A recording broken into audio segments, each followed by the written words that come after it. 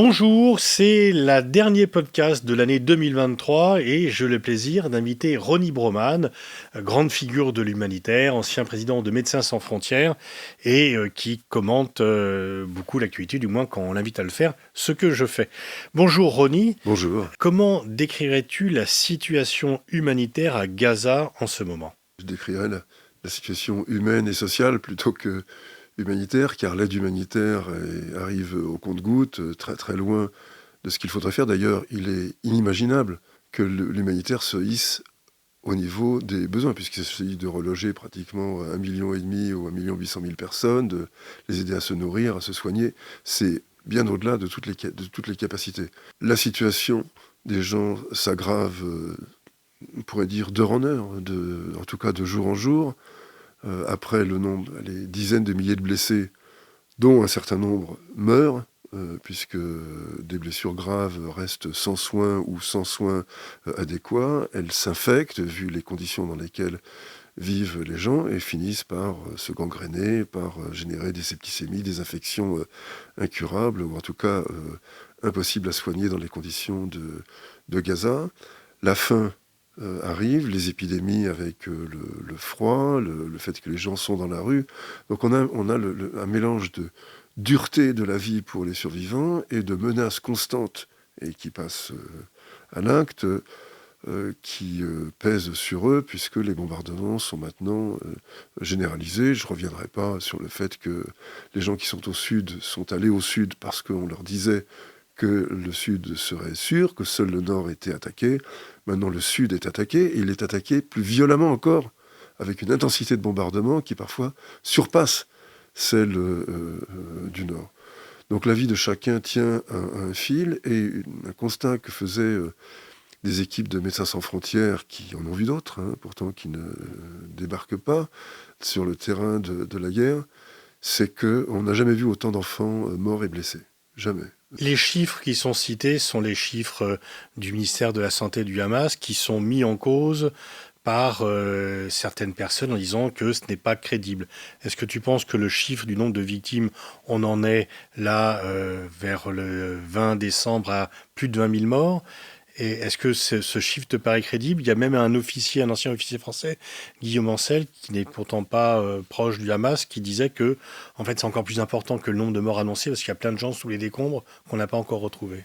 Oui, peut-être qu'il surévalue un peu le nombre de gens qui sont sous les décombres, mais en tout cas, il est tout à fait logique de penser qu'il y a, si le décompte des corps est de 20 000, il y a plus de 20 000 morts, parce qu'il y a ceux qui sont sous les décombres, et il y a, comme je le disais à l'instant, les blessés qui meurent de leurs blessures. C'est-à-dire qu'ils ne sont pas décomptés immédiatement parce qu'ils ne sont pas des cadavres, ils sont des blessés, ils sont ramenés chez eux ou évacués dans des tentes, enfin bref, Mais pour eux, lesquels on fait ce qu'on ils ne peut. sont pas comptabilisés dans ce nombre-là, Non, même exactement. s'ils meurent des suites des bombardements. Donc, exactement, ils sont comptabilisés comme blessés, mais pas comme morts. Moi, je pense que les chiffres du Hamas du ministère de la Santé, en effet, dirigé par le Hamas, sont crédibles, parce que dans toute l'histoire des conflits, et il y en a eu d'autres, entre Israël et Gaza, entre Israël et le Hamas, les chiffres des victimes coïncidaient. Les évaluations du Hamas coïncidaient avec les évaluations des Israéliens. La seule différence portait sur la répartition interne de ces victimes. Les Israéliens estiment qu'un tiers des victimes sont des combattants, des terroristes, enfin bref, des gens du Hamas, et que seuls 2 tiers sont des victimes collatéraux. Et ceux d'ailleurs... C'est déjà beaucoup. Oui, mais ce dont ils se vantent. Parce qu'une guerre qui ne fait que 2 victimes collatérales pour une victime ciblée, c'est une guerre propre, selon les standards de la guerre en général. Donc ils combattent sur ce terrain-là, mais sur le chiffre absolu de victimes, laissons de côté la question de la répartition entre Hamas et victimes collatérales, victimes civiles, sur le chiffre absolu, le nombre absolu, aussi bien de morts que de blessés. Si on parle de 20 000 morts, il y a presque mécaniquement au moins 30 à 40 000 blessés. Eh bien ça, ce sont des chiffres qui sont tout à fait crédibles. D'ailleurs, il y a peu de temps encore, il y a 2-3 jours, Israël confirmait des chiffres de pertes du Hamas, et les confirmait non pas comme une sorte d'aveu de dureté, etc., mais comme d'ailleurs sur un mode cynique. Oui, on tue des gens, et c'est d'ailleurs bien ça que on recherche. On l'a jamais caché, mais voilà comment se répartissent les gens qu'on tue. Et personne ne peut en dire autant. Personne ne peut faire mieux que nous. On retrouve là, dans cette espèce de carnage, on transforme Gaza en un champ de ruines, un cimetière d'enfants. Eh bien, on trouve encore la ressource pour en faire un exemple d'armée morale, hein, car chacun sait qu'Israël a l'armée la plus morale du monde, champion du monde de l'éthique des armées, comme ils aiment bien le... Alors, comment cela peut se passer? Parce que le cessez-le-feu n'est pas en vue à court terme, donc le nombre de victimes va augmenter, mais surtout, la situation sanitaire va encore se dégrader. Est-ce qu'il y a encore de l'eau? Est-ce qu'il y a encore du ravitaillement? Est-ce qu'il y a un risque d'épidémie qui aggraverait le nombre de victimes? Mais des épidémies, il y en a déjà forcément. Moi, je ne suis pas en mesure, compte tenu de la situation, de faire le décompte. Les équipes humanitaires internationales ou locales ont des aperçus très fragmentaires de tout ce qui se passe, donc il est impossible d'en faire le décompte. Mais c'est impossible autrement. Compte tenu de la rareté de l'eau et de la nourriture, il y a déjà des organismes affaiblis à la fois par le manque de nourriture, par le stress intense dans lequel ils vivent depuis des semaines, et le stress a pour conséquence une immunodéficience. On baisse les défenses immunitaires quand on est stressé chronique. Des germes circulent fatalement parce que tout est éclaté. Donc oui, il y a des épidémies. Je ne serais pas en mesure de dire à quel niveau elles se situent, mais enfin, elles sont là. Et en effet, visiblement le rythme de cette attaque ne va pas changer, d'après ce que disent les Israéliens, les militaires israéliens, ne va pas changer d'ici la mi-janvier. En gros, pendant les 3 semaines qui viennent, on va rester au même niveau pour ensuite peut-être un peu décroître. On verra bien comment ça se passe. Je ne sais pas, je ne fais que citer leur déclaration, mais ça ne peut que continuer à s'aggraver. Mais pour les dirigeants israéliens, ça n'est pas en soi un problème, puisque, selon leurs propres termes, ils ne cherchaient pas à éviter une crise humanitaire, ils cherchaient à provoquer une crise humanitaire. Ils ne cherchaient pas la précision, ils cherchaient la quantité. Tout ça, ce sont des citations. Donc on cherche la quantité, ils l'ont atteinte, en effet, 2 tiers, 3 quarts de l'habitat du bâti de Gaza est détruit et aplati. 4/5 de la population a dû quitter son domicile, et ceux qui y restent sont dans un état peut-être encore pire. Donc oui, la crise est majeure. Et pour en revenir à ta question sur le caractère un peu singulier de cette histoire, elle est à la fois banale et singulière. J'ai en tête les bombardements de Alep, de Grozny. Tu as quand même vécu de nombreuses crises humanitaires, de nombreux conflits, tu as été nombreux sur le terrain. Est-ce que tu as des comparaisons? Est-ce que ça correspond à des situations déjà vues, ou est-ce que c'est tout à fait inédit? Oui et non, et je pense que c'est plus non que oui. Malgré tout, des bombardements qui ont causé un grand nombre de morts, je pense à Alep et à Homs en Syrie, je pense à Grozny sous la direction de Poutine en 99, Grozny a été quasiment aplati. Donc du point de vue de l'intensité des bombardements et du nombre relatif de victimes, je pense qu'il y a des éléments de comparaison. Gaza n'est pas unique. En revanche, il y a quelque chose de très singulier qui rajoute à la cruauté de ce qui se passe à Gaza, c'est le fait que la population n'a nulle part où fuir. Lorsque on était à Grozny, on pouvait, à ses risques et périls, mais on pouvait quitter Grozny, aller se réfugier dans la montagne, dans un village, bref, sortir de la zone du bombardement intensif. Alep, c'était la même chose. On passait à Alep-Est et il y avait une possibilité d'échapper au bombardement, même s'il ne faut pas sous-estimer la cruauté terrifiante des bombardements de l'armée syrienne à Alep, à Homs et dans d'autres villes syriennes. Mais à aucun moment, nous n'avons vu une population être bombardée avec une telle intensité sur un territoire hermétiquement clos, n'offrant aucune possibilité, aucune échappatoire, et cela dans une approbation à peu près générale. Enfin, à peu près une approbation, en tout cas, de ceux qui sont censés défendre le droit international, c'est-à-dire en gros dans les pays occidentaux, les démocraties occidentales. Et je pense que ça rajoute à la cruauté de la situation, même si le fait que la France ou l'Angleterre ne trouvent pas grand-chose à redire n'ajoute pas à la violence d'un bombardement en lui-même, mais ça ajoute à l'impression, à la sensation de disparition, d'exclusion de l'humanité dans laquelle se trouvent les habitants, les Palestiniens de Gaza. Et ça, pour moi, c'est quelque chose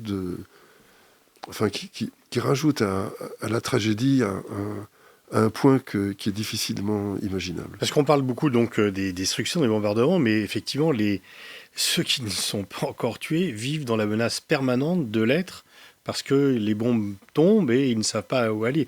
Donc pour tous ceux qui sont dans Gaza, la mort peut être demain. Ils sont depuis maintenant plusieurs semaines soumis à la peur d'être peut-être le prochain sur la liste. Demain, ou même chaque minute qui passe, vous ne savez pas si vous allez vous réveiller quand vous vous endormez, vous ne savez pas quelle journée, si vous allez vivre la journée quand vous vous réveillez le matin, si jamais vous avez réussi à dormir.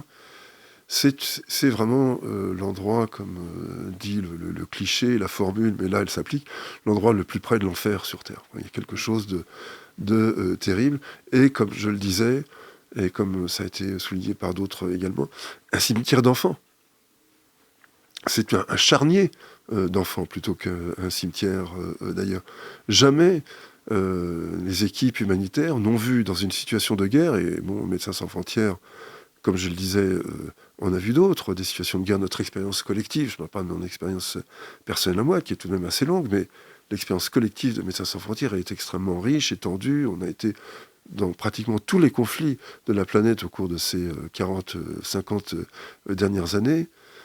Un bombardement d'une cruauté, d'une intensité pareille sur une population totalement captive, on ne l'avait jamais vu, et compte tenu aussi de la pyramide des âges, la quantité de jeunes gens, de tout jeunes gens ou d'adolescents qui laissent soit une partie de leur corps, soit leur vie tout entière, est sans comparaison. Sur quoi ça peut déboucher ? Quelles sont les solutions ? Est-ce qu'il sera encore possible de vivre à Gaza après la fin de cette campagne, qui ne va pas prendre fin tout de suite? Comment faire? Est-ce que l'issue, c'est que les gens vont être obligés de partir, ou est-ce qu'ils pourront rester sur place? Comment on pourra reconstruire? Première question. Et deuxième question, dans la foulée, on a beaucoup dit, bon voilà, ça prouve qu'il faut une solution politique, mais la solution politique, elle est invoquée, mais elle ne semble pas être acceptée par les actuels dirigeants israéliens. Non, les actuels dirigeants israéliens, qui vont sans doute changer, parce que Netanyahou va probablement être obligé de partir quand l'intensité de la guerre aura baissé, mais ça restera l'extrême droite. Et on n'imagine pas, enfin je n'arrive pas personnellement à imaginer, je suis la politique israélienne quand même d'assez près depuis assez longtemps, et je n'imagine pas un revirement à gauche subi après le bain de sang, après le carnage auquel on assiste là. Donc il y aura une sorte d'auto-assomption, d'auto-vérification de la justesse de cette violence par la poursuite d'une politique d'extrême droite, suprémaciste, coloniale, et si j'ose dire, purificatrice, dans la mesure où le but affiché, attendu clairement, c'est l'expulsion de tous les Palestiniens, de tous les territoires palestiniens. C'est tout à fait clair. Alors je ne dis pas que c'est l'option politique générale, heureusement, ça n'est pas forcément le cas, mais c'est une option politique clairement affichée qui représente un courant important. Disons, l'OAS est au pouvoir à Jérusalem. Enfin, du moins ceux qui ont assassiné Rabin, ils participent à la coalition. C'est ça. Donc les tueurs de Rabin sont là, sachant qu'après Rabin, de toute façon, plus aucun Premier ministre n'a été un véritable avocat de l'esprit d'Oslo, c'est-à-dire du partage de la terre, de l'évolution d'une autorité palestinienne vers un gouvernement palestinien, d'un territoire vers un État, bref, d'un partage de la terre qui n'était pas équitable, mais qui était, disons, politiquement acceptable, et d'une égalité de droit pour tous. C'était ça, l'esprit initial d'Oslo, à défaut d'en être la lettre. Mais il est clair que seul Rabin a été, un moment, un responsable politique, imaginant que la paix pouvait passer par la paix et la sécurité d'Israël, c'est une préoccupation légitime de tout État, pouvait passer par autre chose que l'usage de la force. Donc vous devez passer par la politique, par un accord raisonnable, décent, ménageant les droits des uns et des autres. Après lui, tous les autres, que ce soit Pérez, Barak, Olmert, Sharon, Netanyahou, tous les uns après les autres se sont employés à ruiner l'esprit d'Oslo. Je ne dis pas les accords. Les accords, ils étaient de toute façon déjà ruinés, puisqu'Israël en a tiré tout le parti qu'il voulait, a continué à coloniser, tout en se drapant dans la majesté de la recherche d'un accord de paix qui était qui était une attitude totalement fabriquée, qui ne correspondait à rien sur le terrain. Donc Netanyahou est évidemment le pire de tous, et son alliance politique est à vomir, mais il est tout de même dans une continuité qui certes va vers la radicalisation, est allée vers la radicalisation, mais dans une continuité de refus de tout partage de la terre. Et d'ailleurs, d'une certaine manière, si on prend une attitude un peu, disons, aronienne ou réaliste en matière politique, on se dit, au fond, si un État défend ses intérêts, quel intérêt Israël avait-il à céder du territoire ? Aucun, puisque la colonisation n'était sanctionnée par aucune mesure. Bien au contraire, elle était d'une certaine manière récompensée par le brevet de démocratie. C'est quand même rare que un État pratiquant l'apartheid reçoive un brevet de démocratie. Enfin, je dis que c'est rare, c'est stupide. Ça n'existe pas. Ça n'existe que pour Israël. Donc, on conquiert des territoires, on chasse des gens au jour le jour, on les arrête par milliers sous des prétextes, et parfois même sans prétexte du tout. On pratique un régime juridique séparé qui s'appelle, en bon français, si j'ose dire, l'apartheid. Et on se voit décerner non seulement un brevet de démocratie, mais on se voit en plus accorder un accès privilégié au marché européen, qui est quand même le premier marché d'exportation israélien, par un accord d'association extrêmement privilégié, qui a été signé notamment sous Sarkozy, et qui est un accord stratégique pour Israël. Israël est admis dans l'OCDE en intégrant les chiffres de l'économie des territoires occupés. Donc l'OCDE, en quelque sorte, entérine et officialise l'annexion de ces territoires par Israël. Et on voudrait qu'après ça, on attendrait qu'Israël se prive de ces territoires. Comment expliquer cet aveuglement ou cette réticence des pays occidentaux à faire pression sur Israël ? Je pense qu'il y a un mélange de raisons. J'y vois d'abord un effet génocide. Un pays qui se présente, et je dis qu'il se présente parce que ça a pu être vrai à un certain moment, ça ne l'est plus aujourd'hui, comme le pays des survivants de la Shoah, il est difficile à critiquer. Mais rappelons-nous que le Rwanda de Paul Kagame, qui se présente aussi comme survivant du génocide, ce qui, du point de vue temporel, est plus exact, mais du point de vue humain, est plus discutable, parce que ceux qui sont au pouvoir n'étaient pas au Rwanda au moment où le génocide s'est produit. Mais enfin, disons, ils ont quelque légitimité tout de même à se présenter comme les survivants du génocide. Eh bien, ils occupent l'Est du Congo, ils le pillent, ils violent, ils tuent, ils volent, et cela à l'abri pratiquement de toute critique. Donc on voit qu'il y a un effet génocide qui n'est pas réservé d'ailleurs à Israël, puisque au Rwanda on le voit agir également. Il y a aussi, je pense, quelque chose de l'ordre d'un esprit occidental, vaguement colonial, vaguement impérial. Ces gens-là nous ressemblent, ils ont les mêmes voitures, les mêmes appartements, les mêmes loisirs, les mêmes habits que nous, alors ils peuvent pas être très, très méchants, et on le voit d'ailleurs avec le traitement très différencié des otages israéliens et des otages palestiniens. Tu es frappé par le débat médiatique sur Israël, qu'on n'a pas les mêmes échos selon que l'on soit dans les pays occidentaux ou dans les pays du Sud ? Bien sûr, avec d'ailleurs comme conséquence un isolement croissant, enfin une espèce de fossé qui va se creusant entre les pays, disons, occidentaux, même si c'est une notion, enfin comme le sud global, c'est aussi une notion assez fragile, mais enfin là, sur ce genre d'enjeu, oui, le fossé se creuse, le double standard, le double régime de jugement est vraiment incontestable, quoi. Les appels à la retenue devant une telle débauche de violence et de cruauté sont totalement hors de proportion avec la réalité, et le fait que les atrocités du Hamas, que je profite de le fait d'en parler pour dire à quel point je les condamne, à quel point elles m'ont fait horreur. Dès qu'on appelle au cessez-le-feu, dès que l'on dit il faut arrêter les bombardements, l'argument qui arrive tout de suite, c'est vous êtes pro-Hamas. On est sur les réseaux sociaux. Voilà. Ceux qui, comme toi et moi, appellent au cessez-le-feu, on est tout de suite catalogués de pro-Hamas, Absolument. même si dès le premier jour, on a condamné Absolument. les attentats du Hamas. Il y a quand même quelque chose d'un petit peu...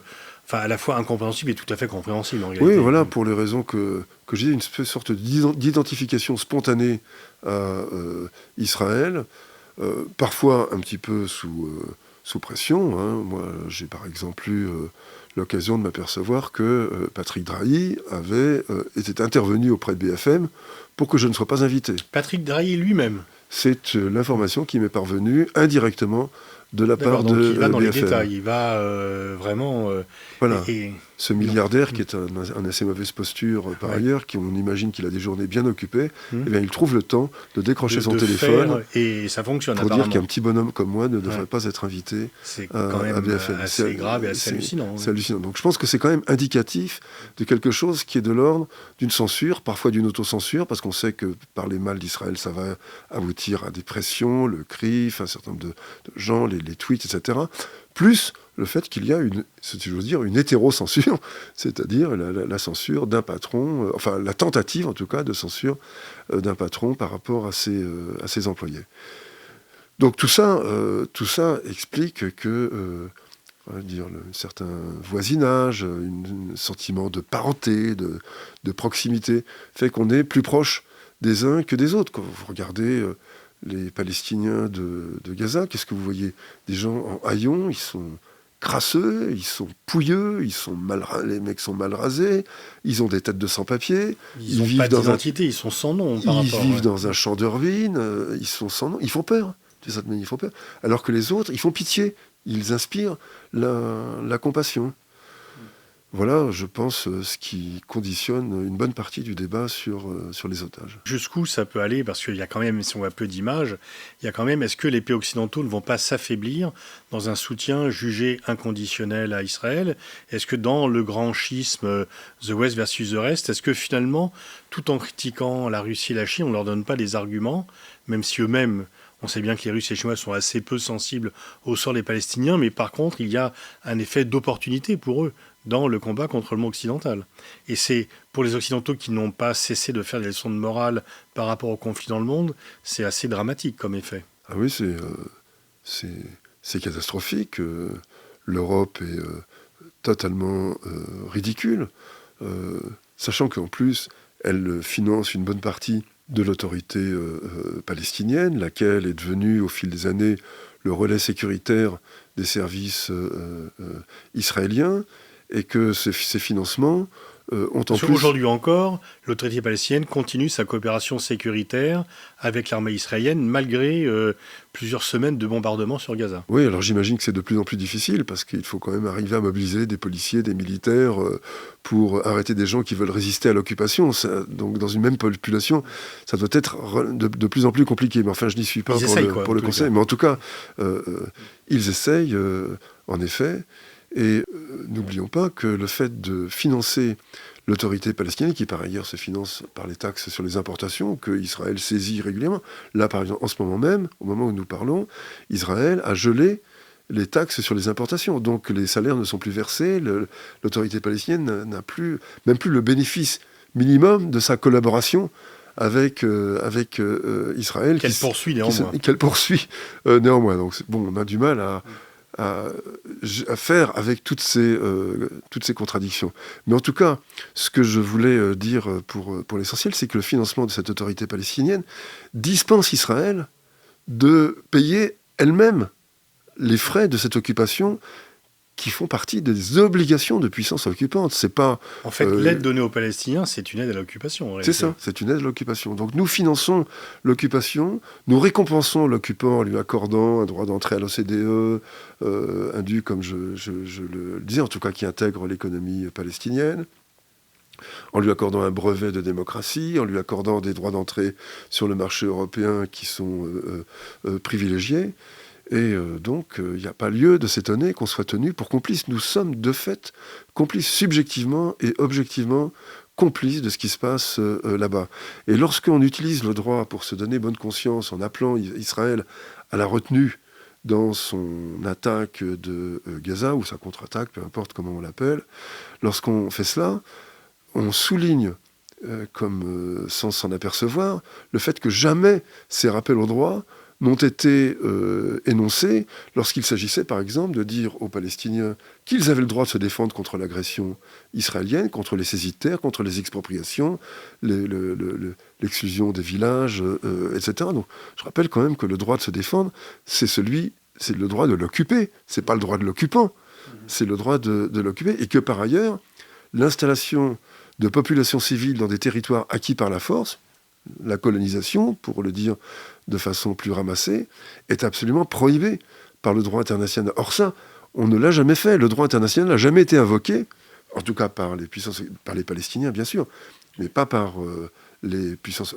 par la France, par exemple, pour rappeler aux Israéliens qu'ils violaient le droit. Non, en disant vous mettez en danger le processus de paix, comme s'il y avait un processus de paix, dans des paroles rituelles, paroles codées, naturellement, vous avez droit à la sécurité, enfin, des mots totalement creux, sans aucune substance, sans aucun intérêt, mais dont le vide, si j'ose dire, est pointé par ces rappels au droit extrêmement opportunistes, qui n'ont aucun sens. Les Israéliens disent, mais nous, c'est une menace existentielle, on a le droit de cogner sur tout ce qui bouge, parce que c'est notre survie qui est en jeu. Ah oui, disons, ben oui, c'est vrai, c'est quand même pas simple. Il n'y a pas de guerre propre. Enfin, ensuite, tous les poncifs, toutes les généralités qu'on entend là par tous ces généraux qui défilent sur nos écrans, qui nous rappellent que la guerre, elle a ses lois, malheureusement. Gens qui, pour la plupart, n'ont pas fait la guerre. Mais la guerre des autres, les victimes collatérales des autres, ça, c'est toujours acceptable. Voilà où on en est, et malheureusement, je sais bien que quand on est sur une scène publique comme là, on a envie d'annoncer de bonnes nouvelles, on a envie d'être entendu pour de bonnes nouvelles, mais moi je n'en ai pas à donner. Je pense qu'on ne va que vers le pire. Là. Drôle de constat très pessimiste, mais malheureusement, on doit penser qu'il est très lucide dans cette fin d'année 2023. Merci Ronnie. Merci à toi.